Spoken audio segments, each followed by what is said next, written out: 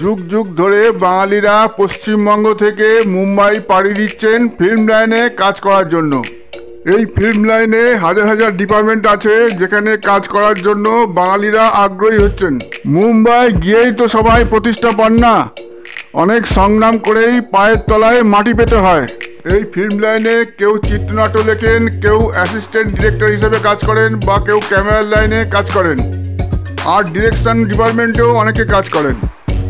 মুম্বাইতে ফিল্ম লাইনের প্রতিষ্ঠিত কয়েকজন বাঙালি ছিলেন যারা এইসব স্ট্রাগলার বা সংগ্রামীদের দুপুরবেলায় খাবারের ব্যবস্থা করে দিতেন। হেমন্ত মুখোপাধ্যায়, ঋষিকেশ মুখার্জি ও অভিনেতা অপু ভট্টাচার্য, এই তিনজন শিল্পী তাদের বাড়িতে এইসব স্ট্রাগলারদের জন্য দুপুরে খাবারের ব্যবস্থা করে রাখতেন।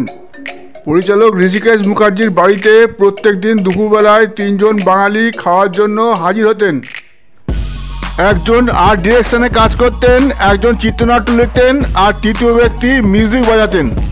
পরিচালক ঋষিকেশ মুখার্জি অত্যন্ত দয়ালু ব্যক্তি ছিলেন। তার অনেকগুলো সন্তান ছিল, তারা ছোট ছোট ছিল। তাদের মধ্যে 10-12 বছরের একটি মেয়ে একদিন ভুল করে বলে ফেলেছিল ওই তিনজনকে, তোমরা রোজ দুপুরে খাওয়ার সময় হাজির হও কেন?